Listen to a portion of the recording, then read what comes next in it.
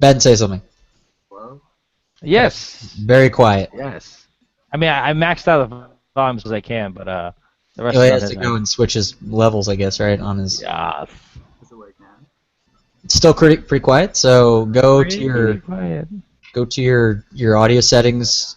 Go to your recording device. Go to levels and push that baby to maximum. Maybe not maximum. That might hurt. Overdrive.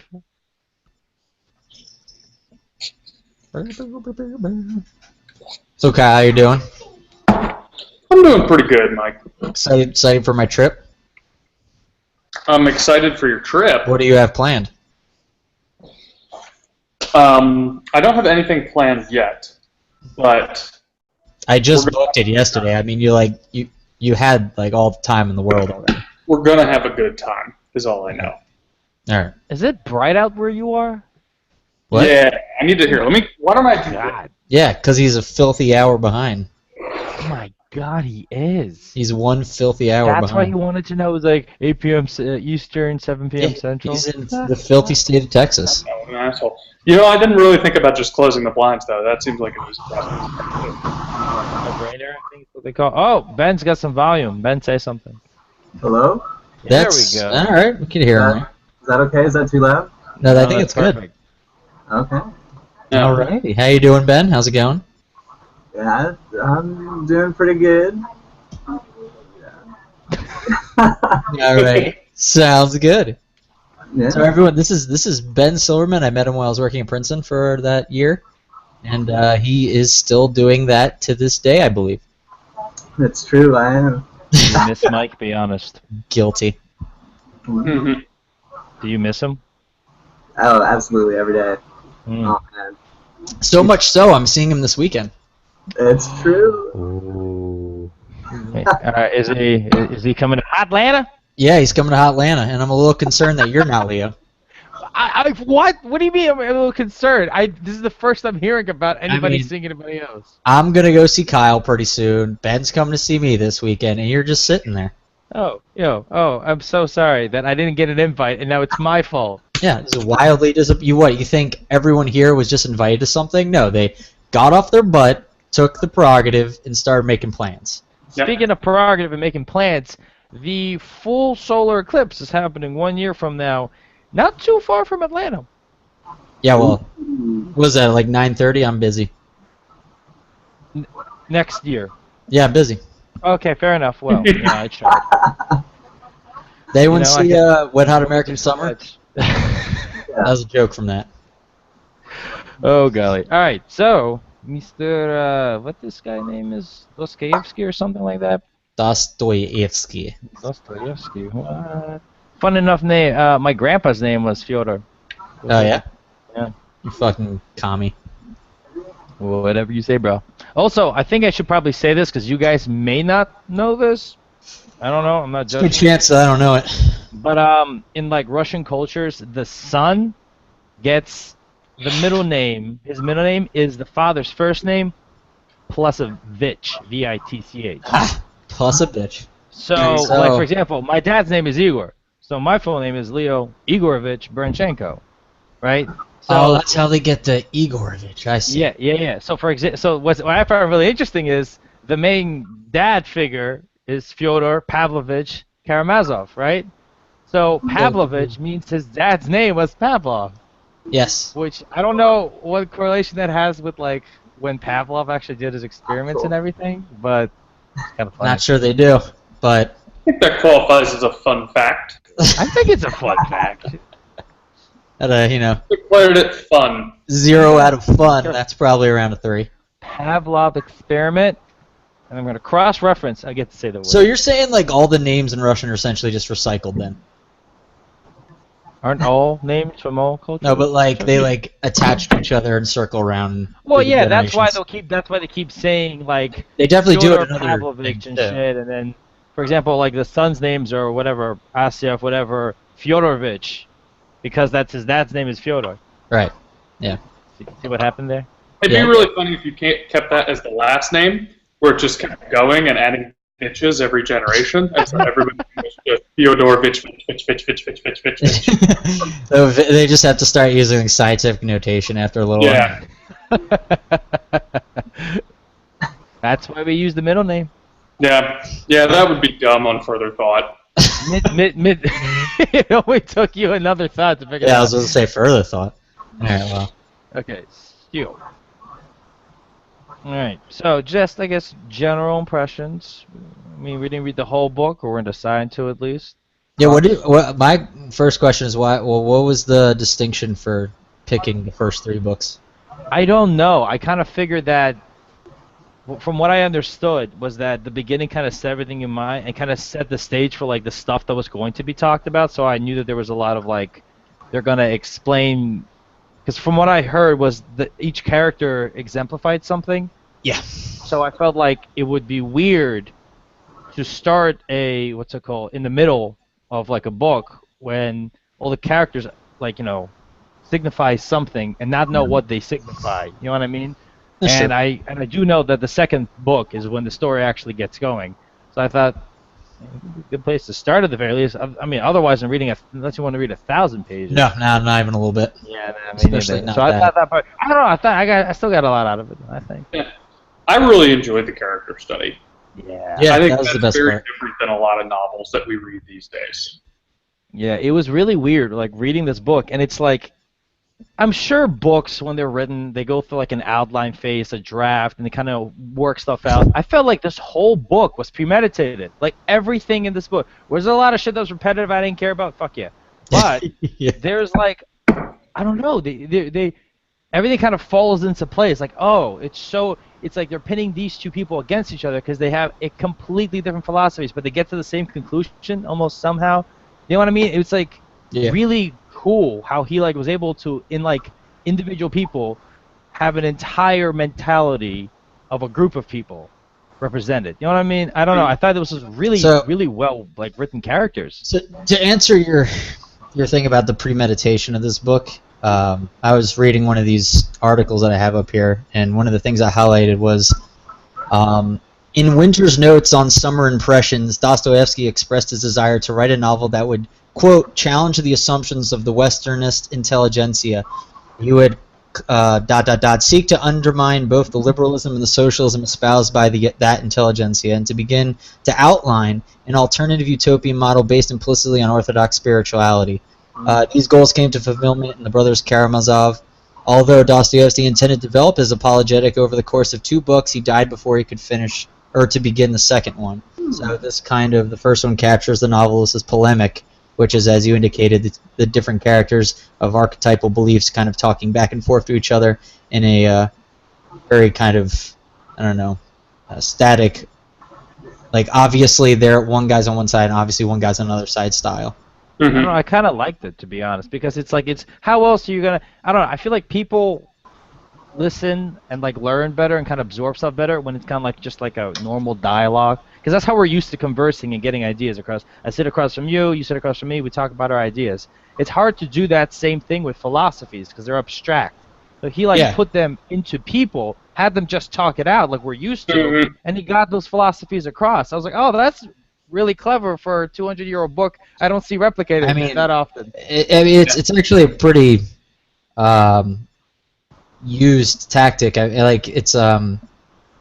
This style, this polemic, is like a lot of people call it, like, parable type of reasoning. Like they'll use a story like we're talking about here to get a more complicated thing across. I mean, Socrates, Plato, those kind of guys. A lot of their books, they got their points across through polemic parables as well. I don't like parables, though. That's the thing that kind of throws me, like, that I don't like about that. I don't like when somebody just kind of uses like a story that has nothing to do with it, because it's like you're throwing the story to tell you the lesson, they're out. Throw your story, tell your lesson, you're out. This one has like the characters are the philosophies, and they go through a change. So you see the philosophies kind of evolve and see how they like adapt. This is still anecdotal in nature, which I would say about a parable. You have kind of an individual example, and you think through, well, how applicable is that to the remainder of life? But if you ground the ideas in these characters and you understand the motivations the motivations, I think, are really applicable across situations. Like, one of the characters I really enjoyed was Muisov, and I'm going to butcher names for the entirety of this conversation, so please bear with me. But and the thing I liked about him was it seemed like a more timeless character, that he was just some ironic, holier-than-thou liberal, and that was his entire approach to meeting this priest in Book 2. And so he kind of has... Who are we talking about? Ivana? balancing. Oops, sorry. What character are you talking about? No, it's like Moisev. Oh, actually, I have to find Muisov. out. M-I-U with an umlaut, S-O-V. Okay. And I think, so this, where am I at? So I'm on Kindle. Can you guys see like location 643, like line items, or no? Nope. Sort of. I don't. No. I'm not looking at the screen right now. No. So, Well, is this the... So you're going to have you to have trust me that I'm not making this up when I Do say you it. have it per pages? Like, do you have pages separated? Yeah, see, it's not giving me pay. Let me see if there's a way to No, switch don't worry that. about it. Then yeah, you can just go ahead and just do Yeah. whatever you need to. But basically, so this is kind of the beginning of Book 2 when they're having this meeting. And he comes in and he says, Muisov looks absent-minded at the tombstones around the church, but was on point of saying that the dead buried here must have paid a pretty penny for the right to be lying in this holy place. But he refrained. His liberal irony was rapidly changing almost into anger. And so there you can see him examining this institution from a Outside. Yeah. which I feel like you don't think about from old-timey religion. You think in the 1800s people are all 100% on board. But it's interesting to see kind of that interplay on him being able to determine, oh, well, all people buried here, and I guess they were the rich motherfuckers. They paid a lot here. And that's kind of like that skepticism, and he clouds himself in this liberal irony, but it really shifts into anger really quick. I'll be honest. Oh no, we lost Mike. Mike, are you back? Mike. Uh-oh. Mike, can you hear us? He may have died. It's Oh possible. shit. We got it on film though. Oh, right, there we I'm go. back. Hello. Welcome back. Where are we going? Oh yeah, I was gonna say that my favorite character was Ivan, because Oh yeah, you dirty liberal atheist socialist commie. No, shut up. Not because of that, but because like I loved how he was just like, I'm so atheist, I will take my ideas to the logical conclusion and say, I think that the whole world should be ruled by the church and the ecclesiastical courts. Yeah. Like, that's phenomenal. Do you know what I mean? Like, that's gonna take a lot of brass to go, I'm so atheist, I want religion to rule the world. Like, that's awesome. And just I love how he holds this idea. And then the guy who you think would like agree with him, the how do you say his name? Zosima, I guess. Zosima, yeah. Yeah, the guy who you would think would agree with him the most, right? The religious elder says, no, it's about individual love. You shouldn't have to do that. It's phenomenal about how like you get to like take people who believe opposite end of the spectrum. One guy saying, I'm going to give you what you want, let's have the church rule everything. And then the other guy go, that's not what I want. Like, that's fantastic. I love it. I love the whole interchange with you. What about you, Mike? Who's your favorite? Mike went away again. Uh-oh. Uh-oh, beer break. Wait, I'm getting something. Hmm.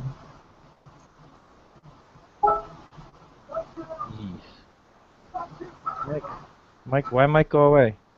I don't know. Did the video call ended for him? No, I don't. Let me, must investigate. Hmm. Alright. Damn it, Mike. What? I'm doing that. I didn't do anything. It just was like, yep, video call ended, bye-bye. Bye-bye. Alright, well, what's his face is getting a beer break. Leo can use a refreshment also. Ooh, hello. Yuck.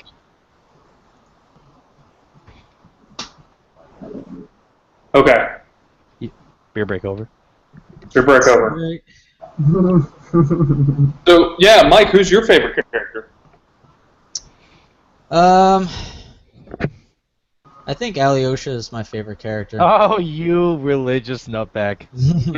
And it's because I think his spiritual stoicism in the face of Ivan is actually it did exactly what it was supposed to do. Dostoevsky designed this character to be this, impregnable kind of fortress, like kind of this like, yes, all of your skepticism is troubling and it's all very disappointing, and yeah, it's a very cynical outlook on life, and cannibals will eat everyone and blah blah blah and all this whatnot. But but then at the the same time, just goes like, yeah, but that just proves like religion's real, so suck it. Yeah, essentially, it was about like every point he brought up was just a point in the side for him saying, yeah, this is exactly what I'm talking about. It couldn't be because all these terrible things are happening that there isn't a God. It's funny. No. I kind of took like a really different outlook on him. I felt like he was like that naive. You saw him as zealous- naive? Yeah. Asya, right? Were you talking about the same person? Alyosha. Alyosha, yeah, the younger brother, right? Yeah, the I punk, thought he yeah. was the most naive person on the block. I like he's like that go-getter monk. You know what I mean? Yeah. He's so into. He's like, a fanboy as people Zosima, can definitely. people can insult me all they want, whatever. I don't care. I'll take all your insults. But as soon as somebody starts insulting his master, he gets so riled up. He gets so angry. Like he's just as vulnerable as everyone else in there, except he just. He doesn't care if it affects him. He cares because he doesn't care about himself. He cares about his master, the elder, Zosima. So he feels anger when somebody insults him. Not when he gets insulted himself. He gets anxious throughout the before and the meeting and even after the meeting, because like his master's arguing with like his family. He's kind of embarrassed of them. So he can act as stoic as he wants, but he's still pretty vulnerable. He's just too naive to see it. I mean, yeah, everybody loves him and stuff, but he still thinks that, he's this super stoic guy who doesn't get affected by anything, but he does, just as much as everybody else, just not. Yeah, but I mean, himself. like, not to split hairs, but I mean, I You're did. embarrassing me, Dad. Like, I did kind of say, like, it's not that those things don't affect him, they do, and he points out that, yeah, these things are terrible, they weigh on my conscience and all this kind of stuff, all the evils of man, the problems of evil and things like that, but at the end of the day, he's still kind of resolute in his position and unchanged. And there's a chapter later in the book called the Grand Inquisitor, where Ivan kind of comes at him with this like knockdown atheism argument. Essentially, it's supposed to be. It's Dostoevsky's best attempt at making an atheist argument. And then the next chapter after that, which is something monk or whatever, Alyosha comes back at him with essentially like a refutation of that as best he could. But at the same time, he acknowledges, no, I can't battle your reason, your logic. I can't do any things like that. But what I can tell you is that the reason why you have, pain and suffering and all of these things, the only reason you have that is to understand that there is something like a God. Like that was kind of the thrust of his counterpoint, which I mean, I obviously I'm not really buying into, but that was his it came with no, like, the point was there was no reason behind his counterpoint, but that was reason enough for him for it to be a good point. At least that's the way he was kind of voicing it. So would you say that's a live belief, Michael? That's a callback. Yeah. Yeah. I don't know. Are you being ahistorical about this? I still have that book somewhere. What did I do with it? Anyway, so yeah, that was like kind of an interesting point of the book. I definitely skipped to that part and read a little bit about that because I thought it was so interesting. And the reason why I brought up parables earlier is because Ivan's argument is in the form of a parable. He describes a story where Jesus Christ comes back in the time of the Spanish Inquisition, and he tries to essentially go, I'm going to teach the way I taught in the Bible, and the inquisitors from the Inquisition say, you ain't Christian enough. You're done. So, and that Ivan's argument was that Christ wouldn't even pass Christ's own stipulations about what is Christian, and thus their religion is nonsense, doesn't make any sense. And Ilyusha does his whole whatever gymnastics stuff after that, the chapter after. But yeah, so that was pretty interesting. That's why I brought up parable earlier, and they use it in this too, which is great. Oop. So, my favorite quote about Alyosha, and I think this lends a little bit more towards his naivete than his stoicism, but is one about how when introducing him, they say he's honest in nature, he's desiring of truth, he's seeking for it, believing in it, seeking to serve it all at once with the strength of his soul, seeking for immediate action, and ready to sacrifice everything, life itself, for truth. And then on the other hand, immediately afterwards, Dostoevsky says, but people, what young men don't understand is it's easy. It's easy to sacrifice your own life. It's much easier to do that than to tediously study for years and years and years.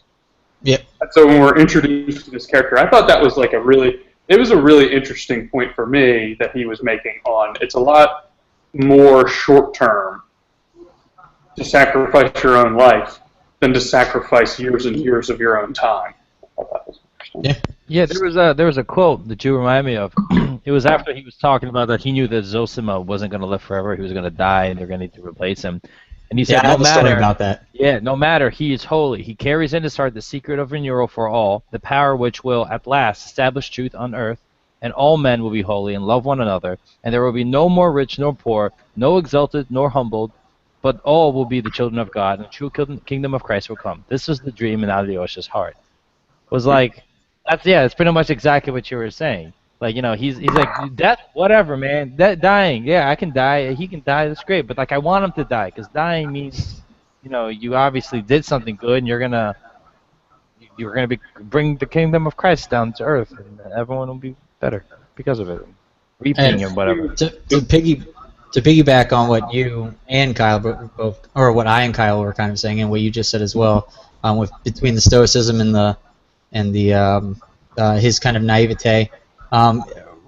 There's a quote, or not a quote here, but one of the articles was saying that Alyosha believes fervently in his elder's teachings, but there's also an irony here in that, which is what you guys are pointing out. In his excessive admiration for his elder, Alyosha is setting himself up as a substitute for Christ. The falsity of this admiration is demonstrated when Alyosha experiences doubt at his elder's dead body's composition. So later, Zosima dies, and they're expecting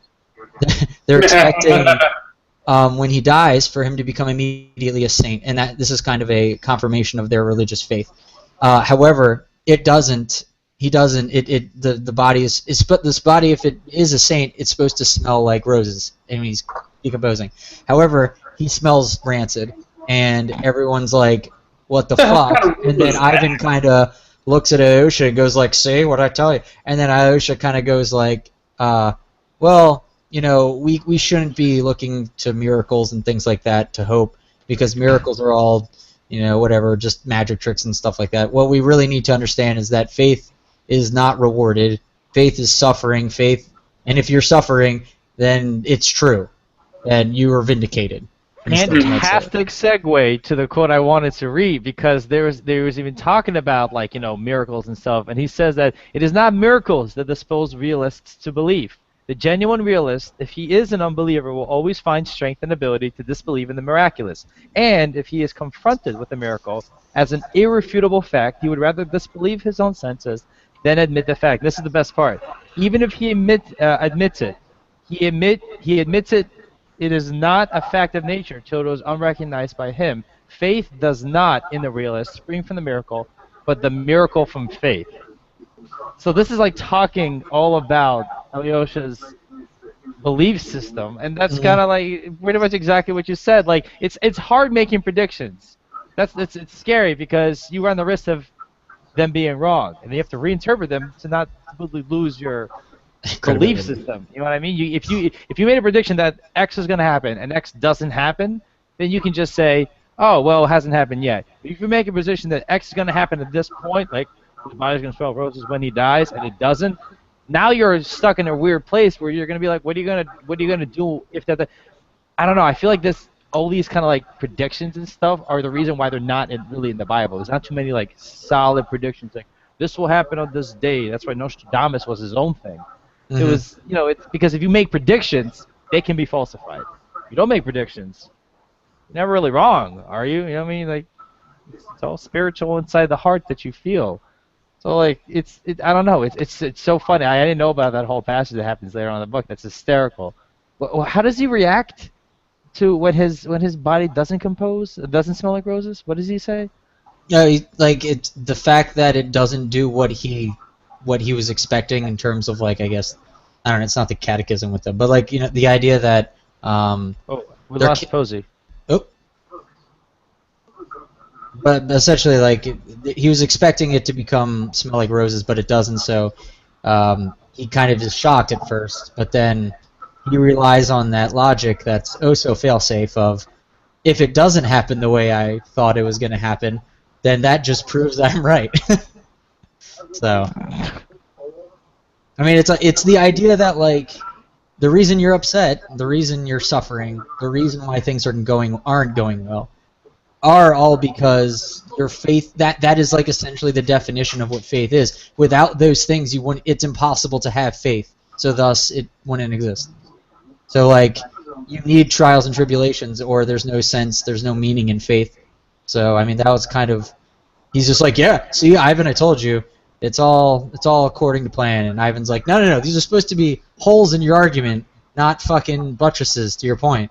And I like I said, Alyosha's just like, it washes right over me, man. But like I was telling you earlier, the first 3 books, I guess, of Alyosha, he is kind of timid and naive. But later in the book, at least when he comes to his thesis defense, like, he gets a little more bold. Huh. And so does Ivan. Ivan, they get a little feisty. Yeah. They really go. Apparently, it's like the Grand Inquisitor is supposed to be one of the most knockdown atheist arguments of all time, which is kind of funny to me because Dostoevsky was a theist. He was trying to put himself in the shoes of the best atheistic arguer. So he did according to what a lot of people say, a very, very good job. So that's kind of interesting. Yeah. It just shows how genius he is. Like, he can put himself in the position of 2 polar opposite things and still kind of, have them level out in a certain way. Even though it was quite obvious in the book, overall, I mean, there are certain vacillating points, but overall, the book was pro, theism, or at least some kind of... It was religious. Yeah. All right, give me a second. Let me try and get Posey back. Could you try and contact him? Because I'm trying to. What's it called? Let's see if he's on Skype. He is. Tell him get his ass over here. I asked him what's happening. Did you go on WhatsApp and ask him what's happening? No, I shouldn't do that. That'd be mean. It's funny. You're hilarious. I know, stop. Yeah, so the Grand Inquisitor is a poem. You can actually read it. Oh, it's actually referencing something? It's like a poem within the book, I think, so I can, It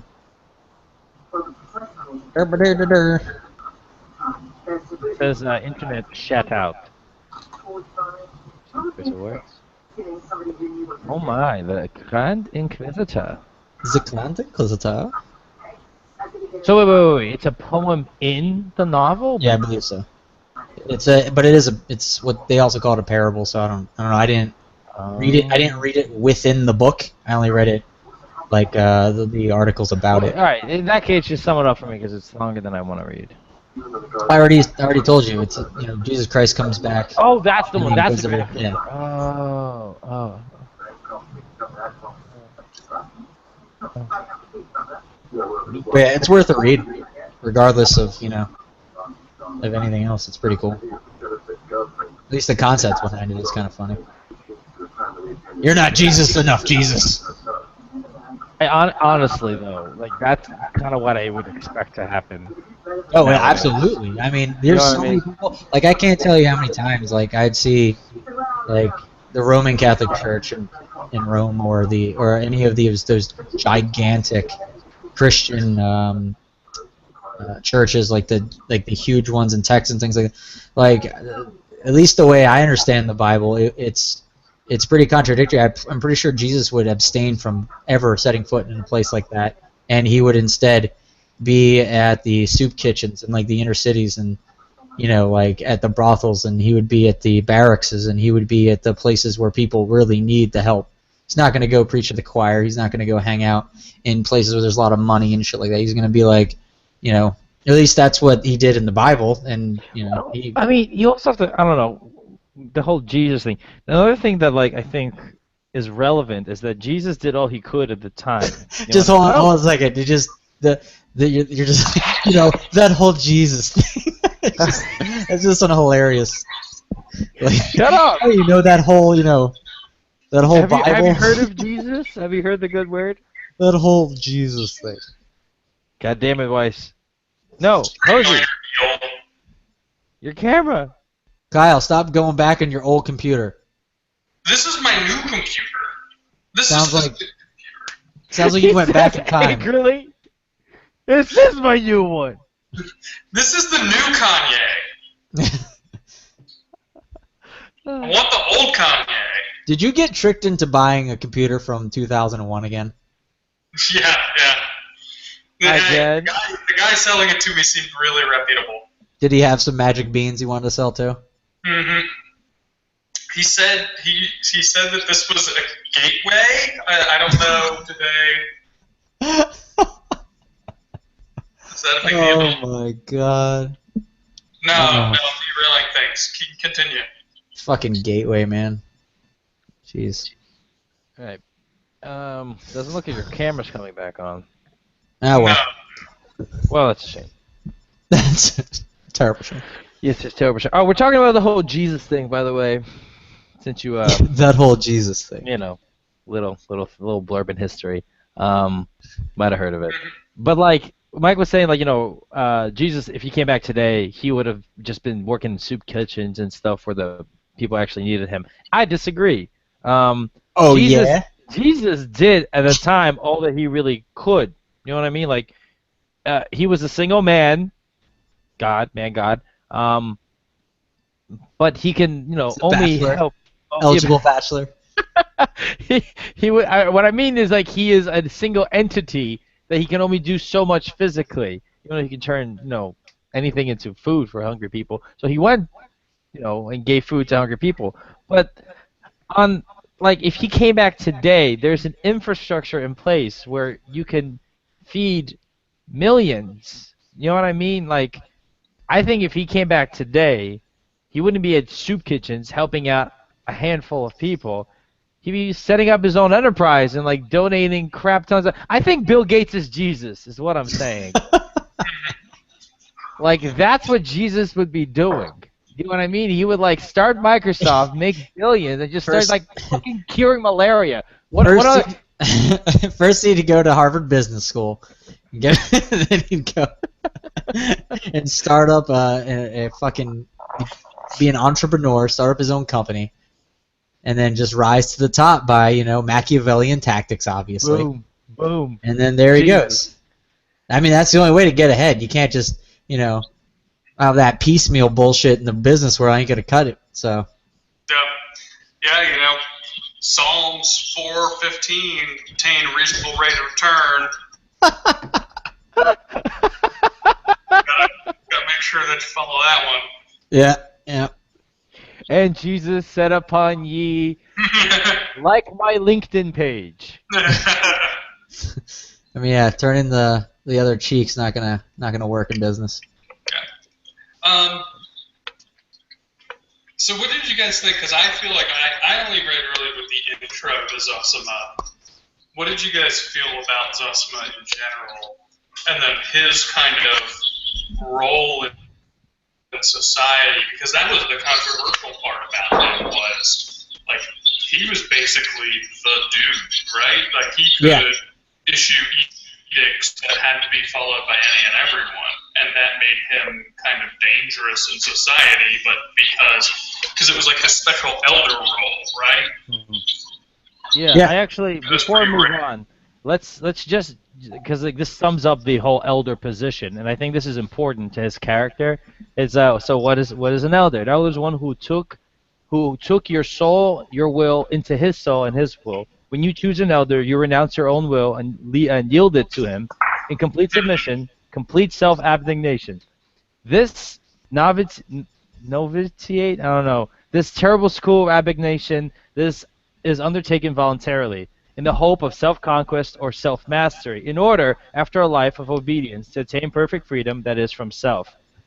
That is super interesting because that's pretty much what Alyosha is doing, Yeah. right? Yeah. He's like giving himself entirely, saying, "Make me a better person because you know better than me." This stoic guy who doesn't take offense to anything has made himself vulnerable by loving this guy. Before, nothing could hurt him. He was untouchable. People can make fun of him, do whatever to him, whatever. He doesn't care.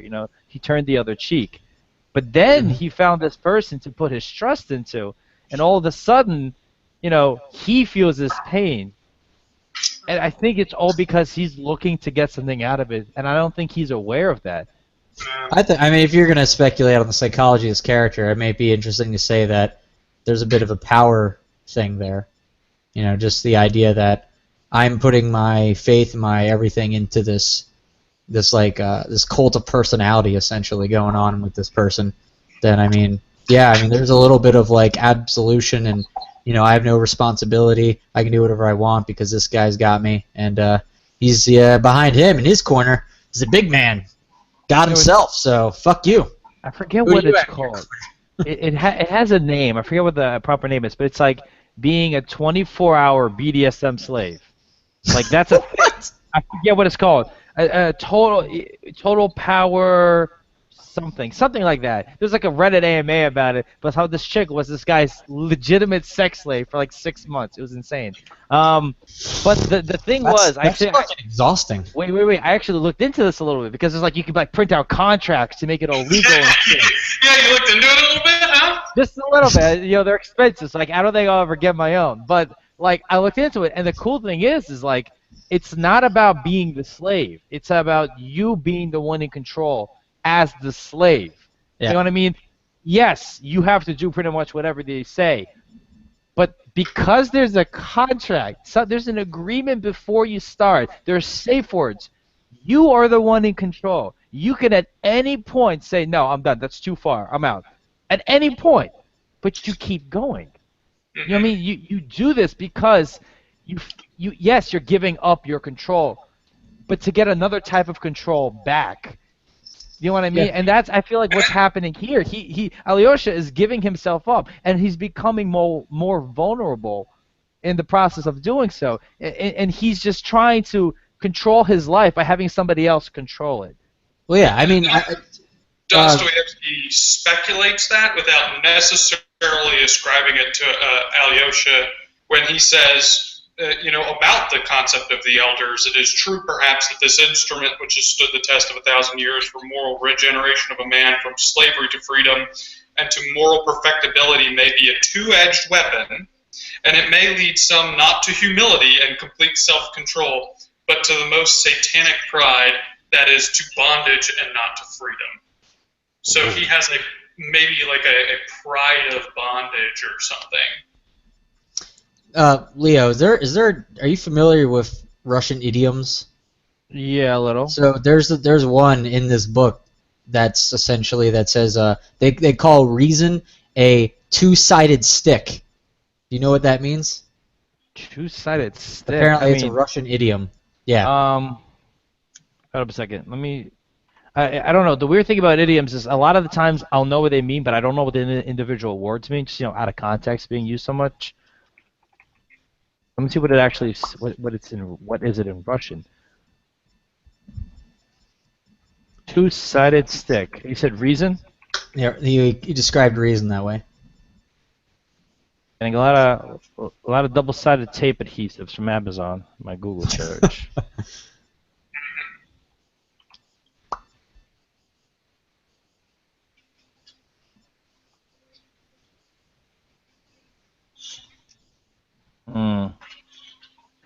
This is a man. Nice Texas. Where is it? Did you find it in? I don't No. know. I just read it in one of the analysis. Nah, I don't see it. Yeah, I can't see anything either. Two-sided stick. I just Can't thought I'd even- ask because I came across it. Mm-mm. But anyway. Doesn't ring any bells. Anyway. But yeah, so wait. I like this whole topic of Zosim because this is someone that like I feel like Zosima. Zosima, whatever. I think his whole character is there to give a perfect thing to strive for Alyosha and the Yeah. perfect rival for Ivan, right? Like this is kind of like what I was saying a little bit earlier was that Ivan wants the ecclesiastical churches to rule the world, and you would think Zosima would want to agree with him, but he says no. I don't want that because it's like Ivan wants to control the world and therefore making everybody else better people because they'll be afraid of breaking the law. But Zosima is saying the opposite. You need to make every individual responsible for themselves, and then there will be no crime and the world will be a better place. They're trying to come at like this perfect world from two different angles, which is like really, I don't know, I just didn't see that coming. I mean, I guess like retrospectively, like yeah, of course that's what Zosima wanted to say, but like you would think initially your gut reaction would be like, of course you would want that. You know what I mean? If you had the church policing everything, then everything would be great. But I don't know. I don't know who I agree with more, to be completely honest.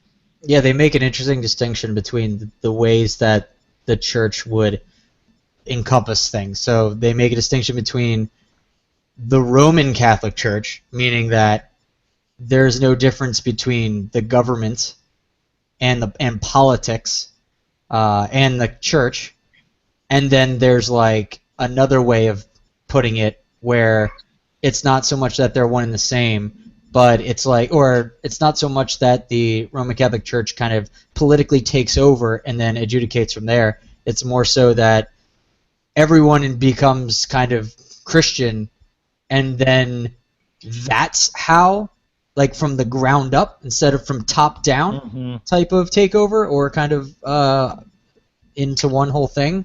I think that's also something that they make a big distinction of in the book, is the ecclesiastical courts are they make a fair distinction between that and like something like the Roman Catholic Church, which is very political, and that they don't like that. They're like, that's not the right way of doing things. Yeah.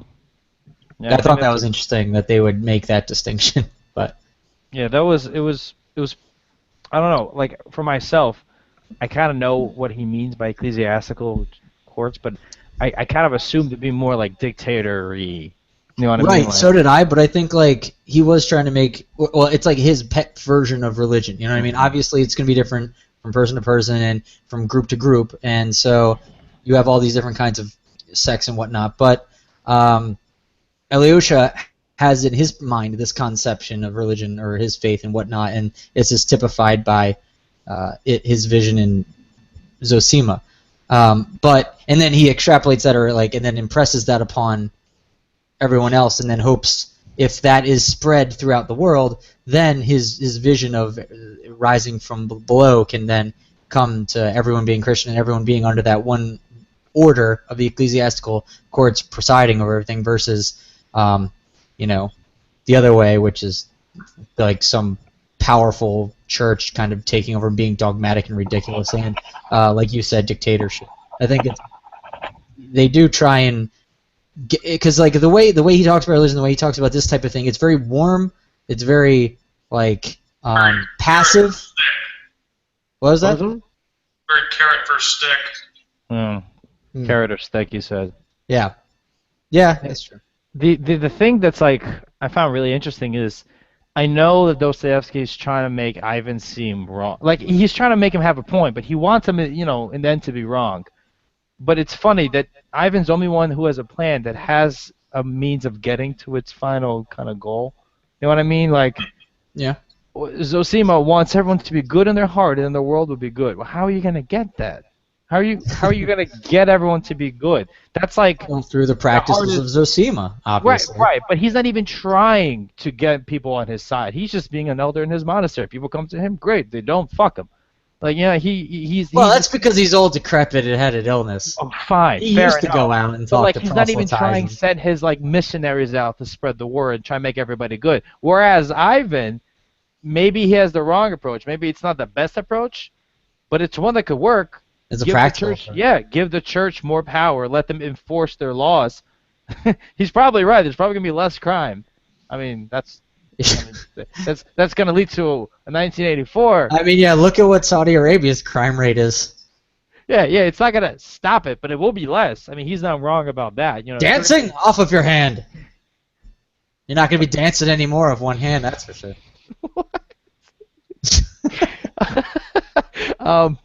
I'm serious. They cut off hands for dancing and shit in Saudi Arabia. That big government liberal trusting all those experts in the church to govern. Really, what we should be trusting is our own hearts. All right, Trump. That's the text coming out. Yeah, Mm-hmm. that's more Cruz there. Oh, he's got That's a point. It is probably. And one again, Cruz. Trump speaks from his gut and his heart and other things that aren't his brain. Yeah, I don't think Trump understands the big government, small government contradiction. Yeah, that's true. I think he's more about the white, non-white contradiction. All right, before we go down the Trump black hole, let's Yeah. let's get away from the event horizon. Oh, this is what I was looking for. Sorry, when we were talking about earlier about Alyosha's like true intention about sticking to his elder, the reason why I brought up the whole whatever 24/7 slave deal. Yeah, he's a is fanboy. There is a line, Alyosha, who said, as soon as he reflected seriously, he was convinced of the existence of God and immortality, and at once he instinctively said to himself, "I want to live for immortality, and I will accept no compromise." Mm-hmm. That's why he went to Zosima. At least I think. Like that I line agree. right there. You know what I mean? He's doing this all. He has an end. He has an end game in mind. He wants to be immortal. He will have no compromise, and he knows that if he goes through Zosima, like he thinks when Zosima dies, I think it's gonna be perfect. He's gonna be remembered. He's gonna go to heaven. I think he's gonna be a saint. Messiah. He's gonna be a saint. So he's like, well, I'm gonna do the same thing. If I can take Zosima's place, I can be his disciple. When I die, same thing will happen to me, and I will be able to live forever. Maybe not physically, but I will be around forever, and people will remember me forever, and I can be in heaven forever. And like, It's a powerful declaration of faith. yeah, that's like I feel it. But here's my question No though: compromise. my question is he doing this because he's faithful and this is what he believes is the right thing to do, or is he doing this because he's selfish, and he thinks that this will be his way of being immortal? Little column A, little column B. But then they're exclusive though, aren't they? Isn't the whole point about being like a martyr and a saint to say that I relinquish Entirely. myself? I don't think so. I think they play off similar psychological conduits. I would imagine, like selfish, being these kinds of concepts in your mind that are seem to be contradictory. I think sometimes can be linked through different things like a want for power or a want for security or a want for other types of things like that. So I mean, like we were saying, well, yeah. So like, forget that. I just think that I think that these types of contradictions can be reconciled within certain kinds of psychological understandings of a person or the nature of people. And I mean, that's one of the key underpinnings of the Christian faith, too, right? Is you take this selfishness of immortal life and you turn it towards good and faith. And you say, hey, if I dedicate myself to Zosima, which is also dedicating myself to Christ and helping others, then I can be immortal and I can live forever. And that's rule number one of Christianity too. So if you're believing that, then you've got to believe both, right? See, I don't know about that because I thought this whole elder position was way more reminiscent of a guru, like a Buddhist kind of guru. But the whole thing about Buddha, so to be a Buddha is to be enlightened, and the whole point is that you see past yourself. Yourself is no longer a concern. That like what was the term? Something with a B. I forget what it is. But like you're trying to become, I think Bhagavad Gita is the name. No, Bhagavad Gita is the book. Is another book. It's a different faith, but a bodhisattva. That's the term. Okay. To become a bodhisattva, that's the enlightened one. You have to kind of see past this. Everything in front of you is not what's important. The abstract is more important, and like you don't care about the self. You realize that the self is the least important thing. Right. That's kind of how I initially saw this whole elder situation. Of like, at least Zosima seemed to embody this. I mean, he understood. I think he does. I think I agree with that. I think in that case, I don't think that the Christian faith, if Zosima embodies it so perfectly, has to really have this underpinning of like, I just want a better life for I'm doing this. I don't think it has to. I think that in Ilyusha's case, it absolutely does. Yeah. Okay. I mean, I think there's more ways to get to that end piece. It doesn't have to be through a selfish piece, but I think, we're making the speculative argument that it is through a selfish means that he's getting there, but I mean, it could not be. But I don't know. But that's my very point. Is that I think that if you aren't like Zosima, you can never attain that position. You can't get it's very to possible. that point. Either that, or you could just be, you just learn eventually.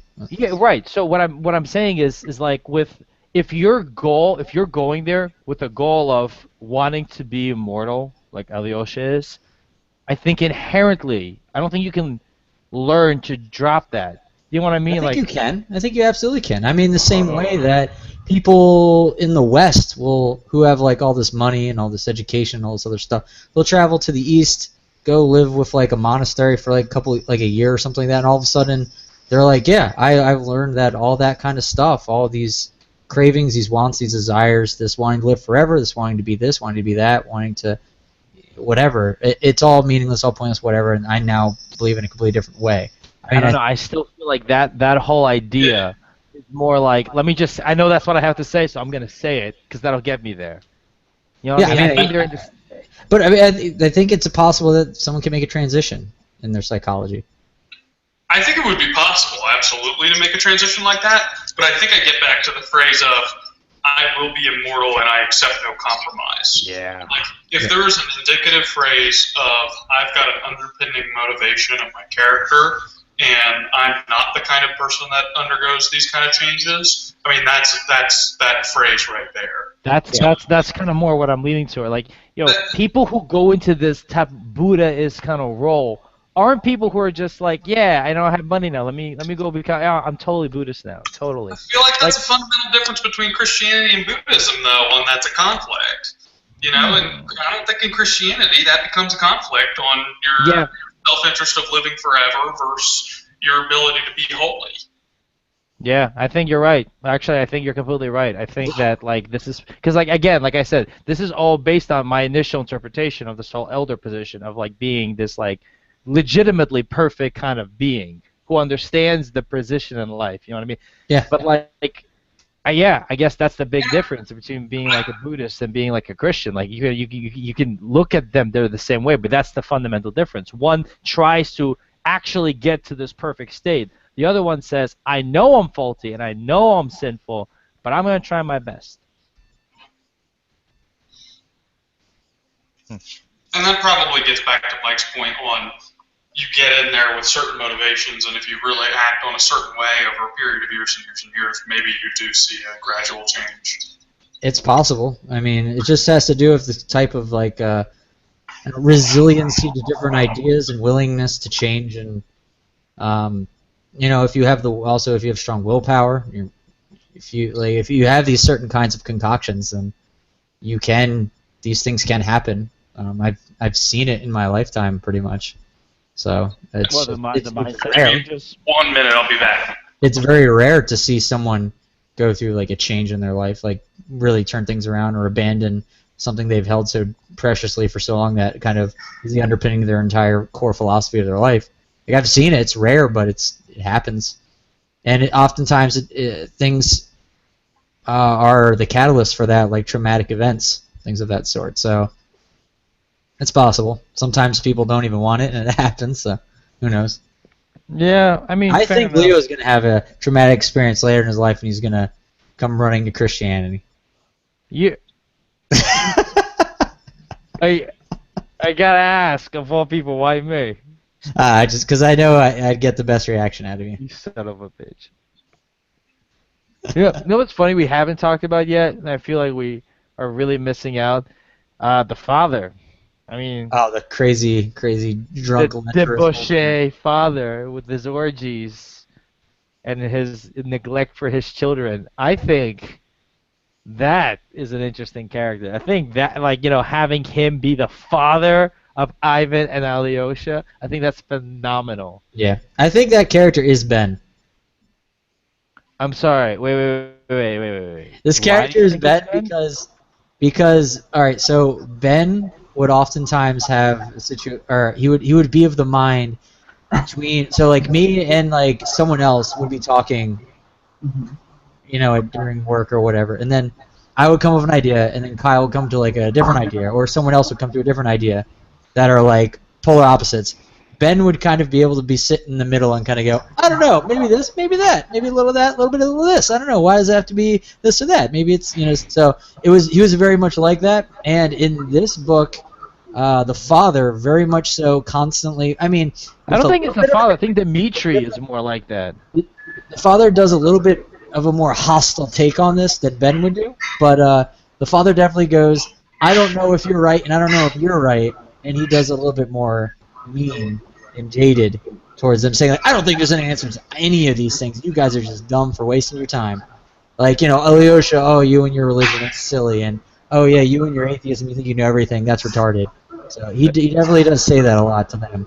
But Ben's not that strident, but like I think he stands in a middle type ground oftentimes in this conversation.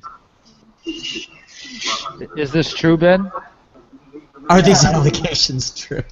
I'd like to think so. Oh no, the appropriate answer would be like, I can see from both ways. He's an even keeled person when it comes to these types of things. So. But as far as the father, I do like how like he was. They spent so much time like trying to make us understand that he's a bad person. You shouldn't like this person. This person is bad. You know what I mean? Like, I don't care where you're from. You should know that this person is bad, right? And like, I don't know. I felt like at a certain point, it's like I don't need any more reason to hate this person. You know what I mean? I didn't understand like why they're trying to drive that point home. I really do think a lot of these older books have like an interest in being certain lengths sometimes. You think? So Oh, you're it's much because right. there's a lot of that in what we're reading. Is just a lot of stuff that's Repeat. reiterating. Yeah. So, but Although I will say, part of me appreciated that because the other book I'm reading right now is Tinker Tailor Soldier Spy, oh, that was a great movie. which, Good movie. as a book, basically one of its cool factors is I think omitting like every other fact that you need to know, so you have to kind of like piece it together across your. It feels like you're reading 70% of the book.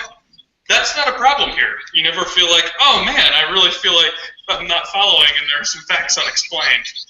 He could go into the 10th. I mean, I heard the 10th time he cheated on all these different women and with all these different women. But I mean, the 11th really hit it home for me. So He was a great guy. No, that guy's got his shit figured out. He knew what he wanted. He got what he wanted. he's He a didn't give very shit. simple man. He got it. He knew. I mean, he's just like, listen. There was a quote. Oh my god! If I remember this quote, I'll be so happy. I don't think I will, but it's Quote, I'm not fucking around. I'm here to fuck. Unquote. End quote. No, it's like some people choose to die on their like. It was the idea of like everyone has to die on their own battlefield fighting for something. I choose my battlefield to be the bedroom. Ooh, I like it. It's gonna be my motto. Battlefield to be the bedroom. I really like how, I gotta admit though, as repetitive as I thought it was, I did like how they kind of kept adding new layers of hate. Like, it wasn't all the same, like, yeah, he slept with other women, and he slept with other women again. and then he slept with more women. Like, yeah, they went through that, but then they kept adding stuff that just like. This It's new just like, levels dude, of depravity. like, come on. Like, what was the one where they're trying to get him to pay for his children's education, but he never actually even refused it. He just never responded. Like, he cared so little about them. Yeah. He couldn't even say, no, I won't pay for them. Like, Please, my money. yeah, that didn't, like, I already didn't like him, but that was just like, oh, you son of a bitch. Like, Yeah. just say no. It's like this is the movie equivalent when the killer kills like a puppy, and then you're like, yep, I hate him now. I, as the audience, hate this person. Yep. I have it that my note is that he is a character study in shittiness. He is You're so fat, eloquent. old, unloving, both a cheater and a cuckold, and drunk. A cuckold. So, and that was at the quote. Just like at some, because this is what you were talking about when you were saying, Leah, when you were saying, hey, he just slides in a bunch of shade just randomly at him. Because when he just started another paragraph, he's like, I've already mentioned before, he looked bloated. Yeah, yeah. He's fat too. Just make it. For any person that doesn't like fat people, now you have a reason to hate him too. Yeah. It's just, you just feel like kind of like you're sitting next to Dostoevsky and he's just like, yeah, look at this fat piece of shit. Look at this fucking miserable piece of human garbage. I gotta admit though, I love the character. I love, like, not scapegoat isn't the right word, but like somebody we can all mutually hate. Yeah. I didn't even hate him that much. I thought he was fucking hilarious. I thought he was great. Hysterical, but like repentable. Like I don't like this. The reprehensible human Yeah, being. he's like Falstaff with an edge to him. Yeah. He's not quite the fool that Falstaff is, but similar, like, look at this fuck up. Oh, Yeah. but no, Kyle, I'm the buffoon. I play the buffoon. I play the buffoon. Yeah, I even have this little note to myself. I'm like, he's trying to make me hate him more. Why? Yeah. I got it. I hate him. Oh, you guys caught when he was hanging with the Jews, right? And that's Oh yeah, the Jew-kin or whatever he said. It was great. Yeah. And then the next line was like, and of course after that he started saving his money. Yeah. I wanted to make sure to bring that up around Mike and everybody. I forget what the quote is. Yeah, I do It know was- what you're talking about though. It was just some legit shade. Wait, I gotta find it now. It's too funny of a line. There we go. And he made the acquaintance at first, in his own words, of a lot of low Jews, Jewesses, and Jewkins, and then ended up being received by the Jew high and low alike. And it may be presumed that at the period he developed a peculiar faculty for making and hoarding money after the Jewkin got to him. Love it. Yeah. Love it. But like, I don't know. In just like in general, I like that character because like, you know, everyone's sort of kind of reserved. Like even when they're having this like arguments between like Ivan, Alyosha, and Zosima or whatever, they're all like they're still kind of a little reserved because they're like, you know, we're having a healthy conversation. And then you throw in the dad, and he's just like, no, fuck both of you. You guys, what are you talking? Fuck off. It's cheating. Like that's perfect. You need somebody to like stir the fire. You need somebody to start pushing people to the edge and just like, dude, what are you doing? We're having an intelligent conversation because like that's a lot of people are like that. So it's great to have a character like that who's willing to push people to the edge. Alright, let's move on to a topic of free will. The theme of free will in this book. I'm going to read a little bit. So the novel argues forcibly that people have free will, whether they wish to or not. That is, every individual is free to choose whether or not they believe or disbelieve in God, whether to accept or reject morality, and whether to pursue good or evil. The condition of free will may seem to be a blessing, guaranteeing the spiritual independence of each individual and ensuring that no outside force can control the individual's choices with regard to their faith. But throughout the novel, Dostoevsky portrays free will as a curse, one that particularly plagues those characters who have chosen to doubt God's existence. Hint, almost all the atheists and doubters die in the end of the book, really painfully.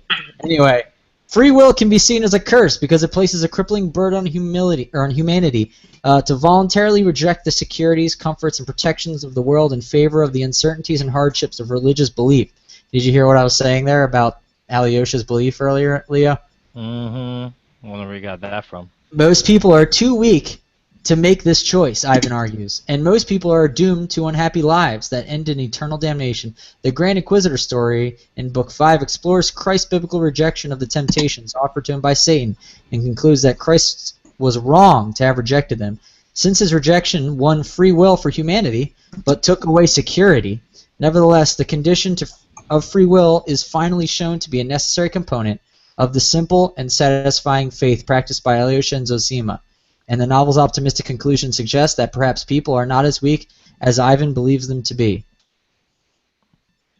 Where'd you get that from? That was just one of the Spark Notes, Cliff Notes, and other different fucking 100 things I have up right now. That's actually... So yeah, there's a lot of bit about free will in it. Your thoughts, good sir. What does the BC mean on your shirt? British Columbia? No. Body crafters? Okay. Well, you know... What's the whole? I don't know how to do it. No, I don't know. I never really got the whole free will thing. I didn't get that vibe from this book, at least. I kind of felt like, if anything, it was against free will. It was more like Alyosha is a god man. Ivan is not. Dad's a drunk. Zosima's a god. Well, free will is kind of seen as kind of a bad thing, even though it's implicated in the mechanisms of faith, and it's necessary for faith to be a real thing. But it's seen, though, for the most part, as a detriment, because with free will you have the ability to sin, and if you can sin, then you're fucked. So, like, there you go. With free will you can sin, but without it, what? Yeah, if there's no such thing as like faith, then that means that everyone believes 100% all the time, no matter what. That means you can never not do anything against God, and thus there can be no sin. So there has to be free will. And then when there's free will, then challenges of faith can arise, and then that's where the actual point to faith is. Without it, there's no if you're 100% certain something's going to happen, then you don't need to ever do anything. It's just like, okay, that's going to happen. Whatever.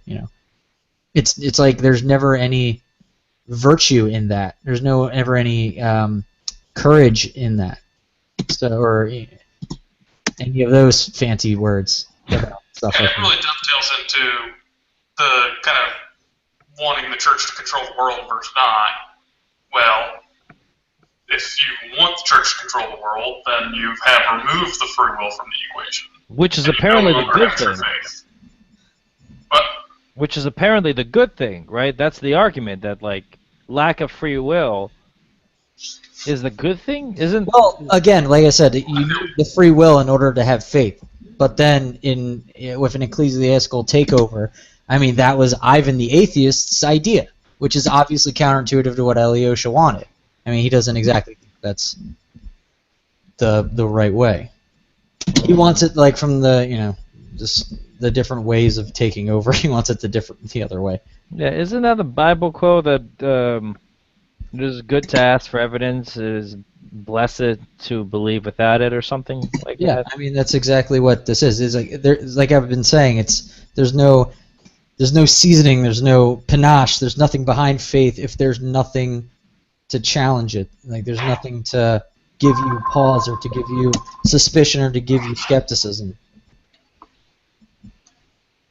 Never understood that argument. Like, I mean, it's not the first time I heard it. It's just like, why? It's because it's like, I don't know. The argument works if it was binary, right? If there's a God or there's not a God. Okay, well, I can almost understand that. If you have one choice for God, I get it. Either you can believe he's there or you believe he's not there.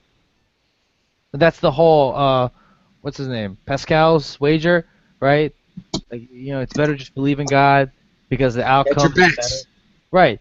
But, like, the problem with that is that it's not binary. It's not whether there's a God or not God. Is there not a God, or is there this God, or this other God, or this God? Because most of these religions are exclusive to each other. Exclusive. Yep. You know what I mean? You can't believe in one and then be kosher with the rest of them, right? You either believe in the right one or you don't. So if anything, the right choice would be not to believe, using Pascal's wager, the right choice would be to believe in none of them, because you don't know which one. And I feel like this book is doing the same thing. It's giving you like a binary choice. You either believe in the Christian God or you don't believe in the Christian God. There are no other alternatives. And when it's placed like that, I can totally get why people would just put their faith in the Christian God. I get it. Logically, I mean, just logically, I don't think it would be the safest bet to not put your faith in anything, if that's indeed your logic. Because if one of the 1,000 or 1 million is right, then you have a higher chance of getting the right answer by picking one than none of them. Exactly. Yeah, I mean, it's like an SAT. You don't leave questions blank. Right, but like any choice is, every single choice has the same probability of being picked. The only difference is, so atheism is just as likely to be right as every other one. That's true, but just statistically. So it's the only one that you can be. I mean, but it's a right categorical difference in terms of the thing. I mean, it's like a different category of answer. It's not the same. Like I don't know how to describe it, but it's different. Like you can't say that.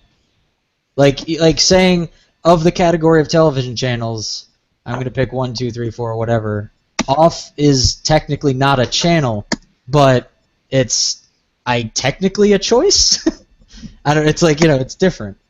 Well, again, I guess it's the question is how you pose the question. It's what do I want to watch? None of them is a viable option. That's Nothing. true. You know what I mean? Like, yeah. But if you're going to say what channel do you want to watch, I'm going to turn the TV off. Doesn't really fit in the way that question was phrased. Yeah. So if you want to ask what God do you want to believe in, none of them only sounds weird. If you want to ask what do you want to put your faith into, and you say I don't want to put in faith into anything without evidence, that's a legitimate answer to that question. I think it's that how you phrase phrasing it. makes sense. Yeah, that phrasing makes more sense. So like again, I feel like this whole kind of like binary solution is the phrasing is set up to almost like beg the question. You know what I mean? Regardless of whichever one you choose, they can make an argument against it almost, as long as if you don't choose theirs, that is. Yeah, I agree. It is. Definitely. But in the sense of like free will though, like let's say it is a binary answer, just because that's how the book presents it at the very least. If it is a binary, I think options are a pretty modern choice though. Which one is? I think the options, the non-binary choice there, is a pretty modern development. You think? I mean, people knew about other gods. They even mentioned Jews in there, so they're not. They won't. I guess they didn't know about Jews. But I'm saying, like in general, they knew other religions existed, right? I mean, you don't know about Rome and not know the intervening parts between Rome and Russia have other religions in there too. I don't know if it's entirely relevant though.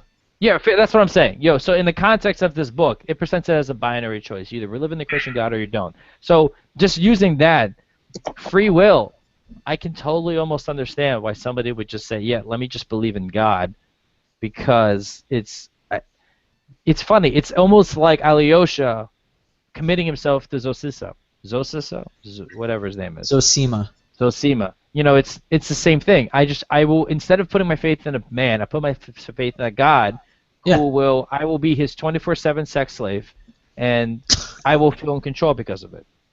Yeah, I mean that's exactly correct. I mean, and it's no mistake that he's basically idolizing Zosima as if he were a god. But he's setting him like it's also like that thing was saying earlier. He kind of because I mean this is actually kind of interesting. Think about it. Like, so he sets up Zosima to be this infallible figure, but he also kind of knows Zosima's a man, and there's a chance that his faith will be shaken by his death. And I think he knows that, and at least the thing that I was reading earlier said he does. By doing that, he sets himself up to be a Christ-like figure, giving, in my opinion now, this is me talking, giving him, in my opinion, more power. Who? Alyosha. So Alyosha sees Zosima, goes, okay, I see this person as like a godlike figure. However, his fate will be his faith will be tested by Zosima not being like a saint when he dies. And then when Alyosha sees this and understands this, he now becomes this Christ-like figure because he now has this suffering, he now has this pain, he now has the thing he needs in order to be this kind of, as they say, Christ-like figure. So with that in mind, that, like, what more power could you possibly aspire to have in terms of other people looking at you than to be someone like that in his world? I feel like that's a power play by him psychologically, because at least that's the way I've been a little primed by that article I was reading. So I'll say that that's a little bit of a bias. That, like, when he said, like, there he's setting himself up to, I kind of see it as that's an interesting take on it. It's a possibility. I kind of figure Zosima is the Christ-like figure. You can take it that way too, I think. But then that's a major change, because you don't care about the apostles. Were they there? Yeah. They had some books named after them. Great. Somebody says, you know, oh my apostle. It's oh my God, or Jesus Christ. You know what I mean? It's they're not they are like vehicles to transmit the story of Christ. Them as the people they're not important. They're important in how they affect Christ. I don't think that's what what's his name? Alyosha, that's one.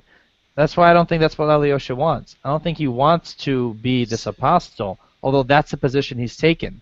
He's latched onto somebody who's already figured it out. Christ figured it out himself. Right, but that's transient, and Zosima will die, and he knows that, and then he'll take over, and he'll then be the leader. He'll be not only just the leader, he'll also be this Christ-like leader.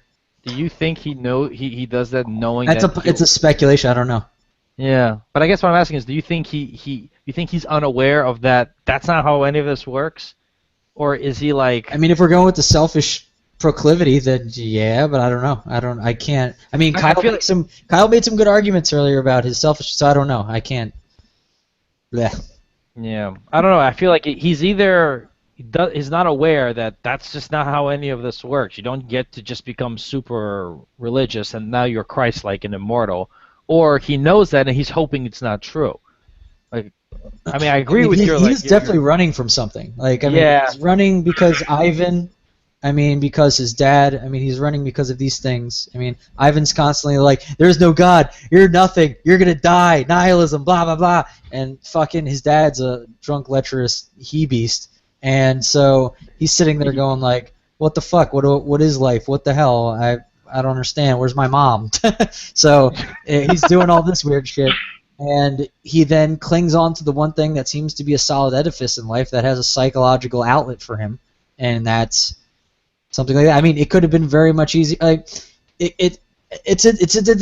okay. So what Dostoevsky, I also think, in a larger sense, is trying to say is that the idea of like kind of atheism, and actually I was reading about this on some of the forums where a lot of people came to the same conclusion, which I don't know if I've come to this, but they were converging on a conclusion of atheism and theism are like the same thing.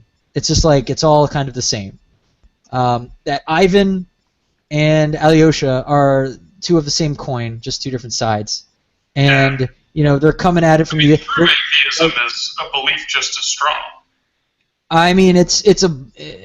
I don't know if it's exactly that, but anyway, that's not the point. The point is that, like, with Alyosha and Ivan, they're both going. One's going to religion, one's going to atheism for the same essential reasons. They're looking at life and going, "This is a terrible world. What the fuck is going on?"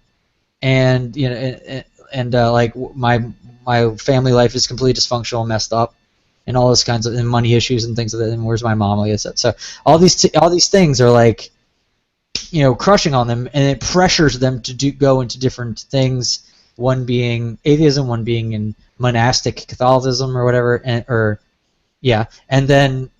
then you have like Dmitri doing his own thing, doing his crazy shit. And I mean, you know, it could just be looked at as in terms of his romantic endeavors and things like that, kind of monopolizing his mind. So I mean, there's other things, and then you have then later in the book, there's another brother who's a half brother, and he ends up killing someone. He murders someone. No spoilers. So and that was in direct response to Ivan and Ilyosha's bickering. like Ivan is like, there's no God. And he's like, there is God. And he's just like, and then the guy, this other kid's like, I don't fucking understand. Whatever, I'm gonna do what the fuck I want, and just like kills the guy. Like, so it's like a kind of like Dostoevsky. Logical response, but sure. Well, he had like psychological issues, but it's interesting because it's like kind of just Dostoevsky saying a little bit like, it almost kind of reminds me of the Tao Te Ching, Leo. Remember, like it's like you're trying to describe something that can't be described, so only like kind of nonsense kind of comes out of it, or chaos, or whatever comes out of it. So they're trying to describe religion or no religion, concepts you just can't get your head around really, and then what comes out of it is this kid who hears both sides of it and can't stake his claim one way or the other, so he goes kind of nuts. But yeah, I like this idea of them both like being this two different sides of the same coin, because like I mean, yeah, I don't really think atheism and theism are comparable, because like yeah, because that would imagine that atheism is like comparable religion, which is not. yeah, exactly. I mean, like again, this is just the definition. Like I like, because I think it has the best. It gets the best message across in the fewest amount of words. But like lacking, but theism is a belief in a God. Atheism is a lack in a belief, not the belief there is no God. Which I actually think that's what Ivan's position is. That he's come to the conclusion where there is no God. So I don't think that it's like the definition that like I like. Even the definition that there is no God, I mean, he's reaching that because I think you're right. They're both trying to run for something. They both have this father who abandoned them, were taken in by some stranger who just pretty much was just nice for them for no reason, realistically. And now they're just trying to say well, why? How could this happen? What could have led to it? Was there someone intervening, watching over us, or wasn't there? And I think both of them just. And both interpretations are applicable. I mean, yeah, neither one is wrong. One just thinks that this is just pure chance. I just lucked out that somebody would take care of me. The butler or whatever, Grigori or whatever, just happened to be there and just take care of them so they wouldn't die initially. And then the other brother was just like, no, this has to be something greater. Like, I don't care about my body then. I realize that I'm being taken care of. Like, I don't need to be so concerned about my body. I don't care if people insult me. Whatever. I don't care if I'm living home or if I'm spending money. I'm not. Who cares? And that's. I think. They're both valid viewpoints. I just think it's a matter of perspective. It's like, are you looking at them from the bottom up or the top down? And I think that Alyosha's looking at it from the top down. Somebody must be watching over him. How else can he get to this position? And I think Ivan is looking at it just like the world has a mechanism. There are governing laws that have been set up. Whatever set them up is irrelevant, but there are natural laws that led to this, that led to what happened to us. And if that's the case, then you don't need a God to intervene for those laws to be carried out. And I think both of them have pretty valid points. So yeah. I think they pretty much have the exact same scenario, more or less.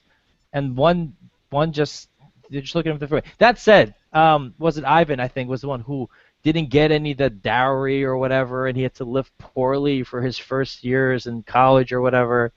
I don't think Alyosha had that problem. So maybe that was something that influenced them right from the beginning. Otherwise, they had a pretty. They were not. It wasn't like a twin study. They were definitely not raised in the same kind of circumstances. They were apart for a lot of their childhood as well. So I mean, at one point, Ivan even calls Dmitri a stranger. Maybe the difficulty that they face growing up doesn't necessarily determine their path, but determines their level of conviction on the path. It very much so. I think conviction right. Or like viewpoint? Because if you're saying conviction on the path, that would imply they're going on the same path. I think not necessarily that they're on the same path, but their belief and their stringent attitude, how much they believe in what they believe in, more so than what it is that they actually believe in. I don't know about that, because I feel like both of them are just as fervent about their beliefs. I think Ivan's super into the atheism. And that's what I'm saying, where both of them are very, very much into what their beliefs are. And is it that is the struggle that they went through.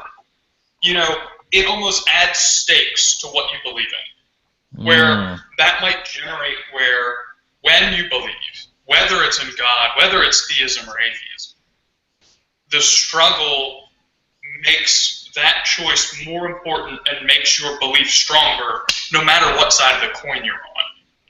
Yeah, I think so. I think it will bolster. Like, so there's a very well-known paradigm in psychology that once you learn something, or once you've adopted something in your mind, it takes a considerable lot more force to dislodge it from you. So I think once they get going down a path, and then the amount of how arduous the path is increases their faith towards whichever thing that they started down from, either atheism or theism or deism or agnosticism, whatever the hell they. Because I know people who are fucking fervent agnosticists and fervent people of like outside of the original dichotomist selection. So it's like whatever, like, so what Kyle's saying, whatever way you go down, I think that you're more inclined to stay like a snowball rolling down a hill. It just kind of accumulates and grows in potential, in inertia and whatever. So am I understanding you correctly when you're saying that your beliefs are kind of set, and then no, I mean they'll happen to you. I think beliefs kind of happen to you. Like, if something happens to you, it'll engender a certain idea, and that idea will either go one way or another. However, the idea was still engendered in the beginning by something or some way. So I think that's the starting point. Which way it rolls, I have no idea, and no one can predict that. But I mean, and somebody who grows up in privilege probably has to think less about issues of God, I feel, than somebody who grows up in trying circumstances. To a certain extent, that's right. I mean, there's the privileged elite don't have to work as much; they have the time to philosophize. But at the same time, there's the people who are in poverty who will pray every night because they want to get out of that. It's a constant reminder right in front of them of their, being hungry and whatnot. So yeah, I mostly agree with that.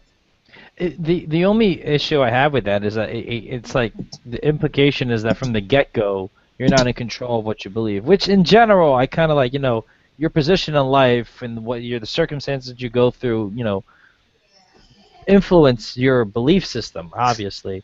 But that said, I don't think that's like the hard and fast rule of saying that, you put the same person in that same position again, and they're going to pick that same philosophy every time. Oh yeah, well, this reminds me of Sam Harris's quote. I have to look it up, but it was essentially the idea behind it was, did you think of the next thought you were going to say before? Yeah. The whole thing, just like start naming cities out of random. You start naming Honolulu. I guess that's kind of New York or San Diego. Like, why those? Why not other ones? You obviously know other ones, but why did you choose those ones? You're not in so much control.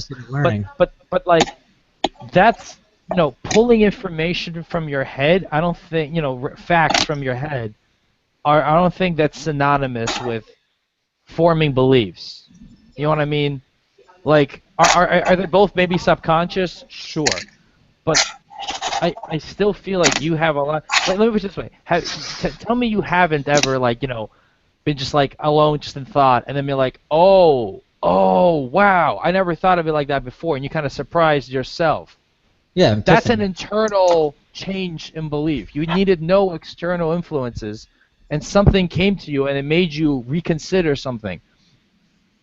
If that can happen, maybe not in that moment, nothing came to you, but something came to you before that made this thought right. occur But to it's you. not until you internalize it and actually, thought it over, in peace, I guess. Like when there's no external factors, it wasn't other people, it wasn't the environment influencing you. It was you alone with your thoughts came to a new conclusion.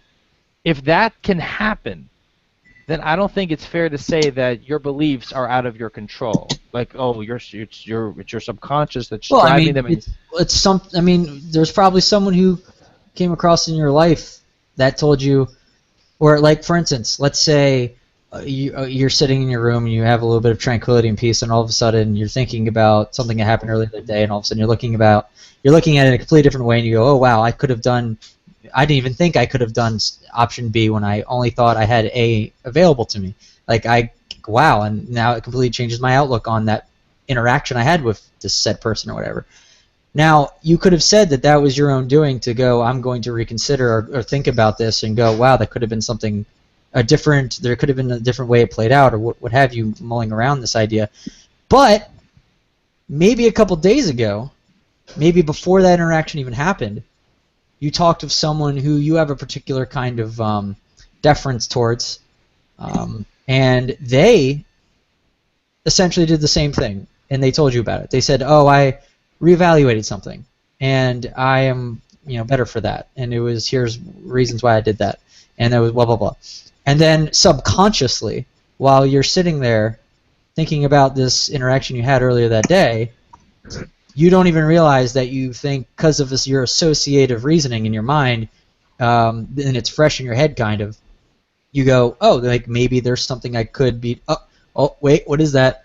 And then you just remembered, oh yeah, there's that thing that guy said, but it's not conscious in your head. You're not saying this to yourself, but it comes out, and then you reanalyze that thing that happened, and you're like, I did it from a new perspective, and I felt like I did it organically, or it happened with my own volition, but it didn't. It was completely predetermined. Play that back. What about the guy who had that thought for the first time? He must have got it from somebody else, and that guy must have got it. The thought had to originate somewhere. no matter how you phrase this, there has to be original thought somewhere. These had to come from internal situations. Like having a cell receive photons in a certain pattern is the beginning of vision. And the accumulation of many, many different kinds of complexities of this eventually result in something like incredibly complex vision and determining the difference between diagonal and parallel lines and perpendicular. Like, I'm sure this is how the progression of thought occurred. It's not a very from granular to this macro. I think that's a far more logical explanation than, well, where did the original thought come from? But, I mean, that they build on each other, sure. But the fact has to be that somebody took all these building blocks and put them together.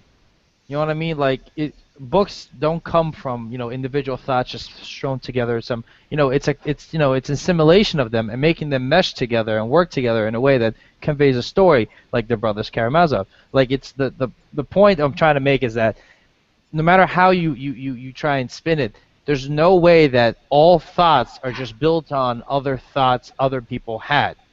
There had to be original thoughts somewhere, and if there were original thoughts somewhere, then people can internally come to conclusions without external environmental factors. And if that's the case, then you can be able to change your beliefs without other people influencing you.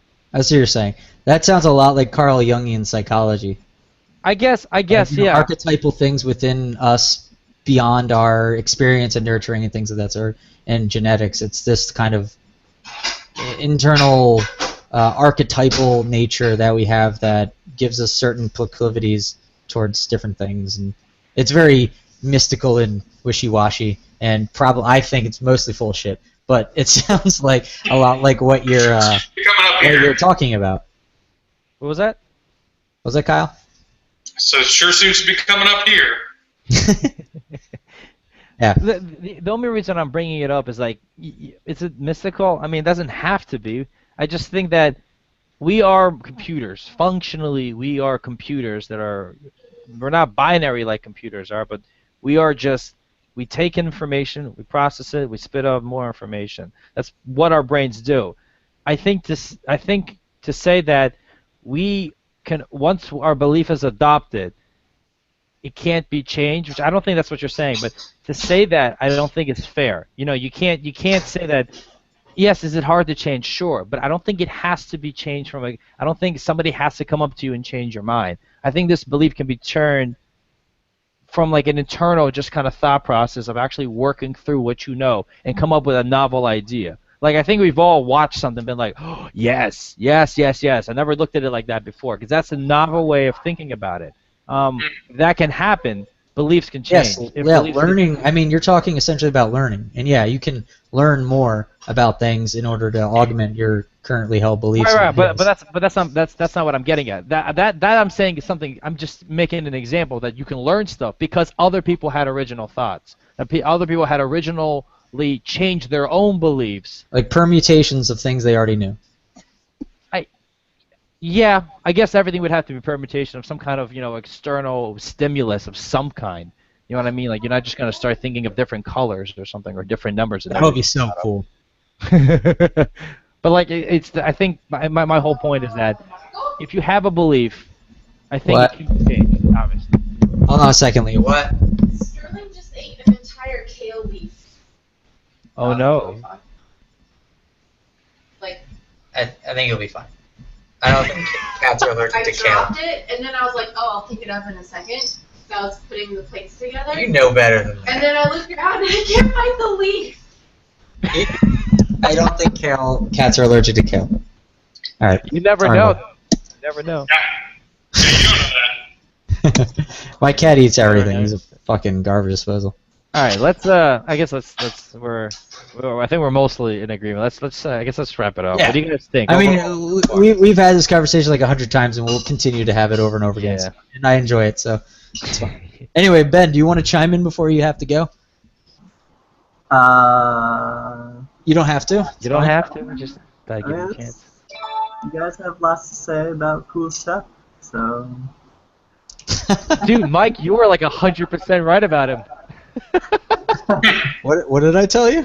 I will say, Ben, you have a fantastic contemplative face as we're all talking. He does. He No, absolutely it's the does. angle. I'm telling. Look, watch. If I do the same thing, right? I'm just like, wait. I have to be like, the angle, right? You see? Yeah, there you go. The angle helps, but I do know from personal experience that Ben also does have a very expressionable thinking face.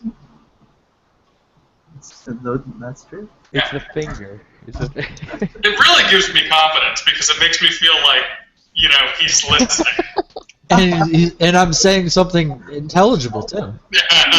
Somebody's it's internalizing my ideas. It's a lot of the eyebrow work too. I've noticed. Mm-hmm. It's a subtle eyebrow work. Indubitably, yes, quite. Molly. All right. So overall, functionally, 2 chapters of the Brothers Karamazov. I guess I'll go first. I liked it. I think it was cool. It was a great character study. It was a great way of presenting an idea that maybe not everybody would find palatable, and making different beliefs pretty much fight it out. You know what I mean? It was cool. I liked it. 10 out of 10. Want to read the rest of it? Would recommend. All right. I mean, I agree with pretty much everything he just said. I really like the concept of, like you were saying, using a parable and using these characters to elucidate really complex topics, and it's good in so much as that the character will come at the other character with an argument and a perspective, and the first argument, the first try, may not work on the other person, and so they'll try something else or try something a different way, and so now you not just have, like in textbooks or other things, one explanation or one here's the thing, here's the idea, here's the argument. You have, at this point, a genius-level writer like Dostoevsky giving you multiple, I don't know the word for it, but like versions of the argument. And he's like, maybe if this doesn't, let's say, I'm trying to throw H2O at you, so I'm gonna try it with ice. I'm gonna throw you liquid, and I'm gonna throw you even mist. 3 different kinds, like gas, essentially. So, I'm giving it to you in 3 different ways. Hopefully, something sticks. And that, I think, is what's lacking a lot of other more difficult philosophical texts, because they don't attempt to dwell on one topic over and over again in different ways. It's more so here's the thing, and then they move on, and then here's another thing, and then they move on. So I think that's why it's so instructional and so powerful in that way and efficacious. So I think, and then that's actually kind of the point, I think, of why he wrote it as well, is part of that. So that's my opinion. 10 out of 10 as well. would read again the first chapter. Not the rest of the book. All right, Meryl, what do you think? Alright. I enjoyed it very much as well. Here are my final character power rankings, which are subjective and final. I'm gonna go number 1, Fyodor, fucking drunk as shit boss. Number 2, Zuzimov. That's probably not right. He Control does. his own faculties, master of his own domain. Number 3, Weezoff, non-Oliver of the novel. Number 4, Alyosha, submissive bitch. And number 5, Ivan, the morally bankrupt shithead who fights for dictatorship. Those You are guys. final, Morally bankrupt. inarguable. You guys just so easy and quick to throw poor Alyosha underneath the bus. I mean, you guys don't fully understand the concreteness of his theological argument. That's all. Naive, that's all he is. Oh, by the way, you know what else I realized? This is funny. So you got like the two complete opposites, right? You got Ivan, you got Alyosha, literally two complete opposites. Thriller in Each Manila. From the same father, though, the debauchee. You know what I mean? Look at the little imagery there, huh? Oh yeah, You definitely. see Dostoevsky, you smart aleck, you. Yep. Okay. And then, very yeah, cool. and then you have someone who tries to like make a little bit of order out of chaos with Dmitri in terms of like love and relationships, and then you have chaos half brother killer guy. So you know he's an interesting opposite of the other guy. Are you eating kale? What is that? Are you eating cat food? Is this kale? What is this? What is it? It's baby kale. Okay. There's baby kale and I think feta cheese. Wow. No? What is it? Mozzarella? Oh, okay. It's mozzarella. Personally, I feel like eating babies is morally indefensible, but hey, I don't know what happened. Well, we're gonna read that book next time. Hey, wait. I don't know wait. Do you enjoy eating babies? In Defense of Eating Babies, written by Michael Weiss. We'll review that next time. Fantastic. All right. Well, this is good. I guess I'll stop it now. And whose turn is it to pick a book? I think you picked the last one, right, Leo? I did. This is the brothers. Yeah, Mike, I think you're up. Russia. I'm up. All right, Kyle, what'd you pick last? Oh, you picked Mussolini, right? That's right. Il Duce, dude. El Duce. Fucking Duce. All right, we're not doing War and Peace. We're gonna fucking finish sometime Whole soon. thing. Talk to you in 6 Oh, years. Oh, Yeah, God. 6 years. I don't know if I can stomach Tolstoy. It'll kill me. Bye. All right. Well, get on it. I already have a paper. I don't know. We might do a short paper. I'm cool. So with it. remember, Paper. did you see that thing I sent you, Leo? That Snapchat? Oh yeah. Because I like, hinted at like a possibility. So it's Yeah. a scientific paper of a cognitive philosopher who's writing about can morality be objectively determined or something like Do that. it. So it's do kind it. of a cool I want to do it. I'm good. cool topic. So we'll see. Mike, we should definitely shoot for a live one. A live what? What should we shoot for? Kyle. What? Kyle can't hear you. Really inconvenient time to start blacking out. Or text it. Kyle, just write in the chat, you filthy human being. It's current year. How do you not know how to use technology? It's current year. Oh man, that's a good argument. I love the whole. It's 2015. It's 2016. How do we still have this? It's current year. God damn it. That's never gonna go out of style. All right. Anyway, Kyle, just text us. By the way, Ben, would you like to join us next time? Contemplative face. You don't have to answer us now. You can answer us later. Okay. Alright. That's fair. Mull it over. I shall If not. anything, Leo is fair. I am a just God. Call me Zusima. Yes. Yeah. Mariska Hargitay. All right. So you keep eating your cat food. Kyle's already got. Yo, Kyle's like, I'm out. I'm done. Fuck y'all. And it was nice meeting you. It was nice meeting you too. Suka Blatt. All right, I'm out. That's it. That's all I can stomach. I'll see you guys Yeah. later. All right.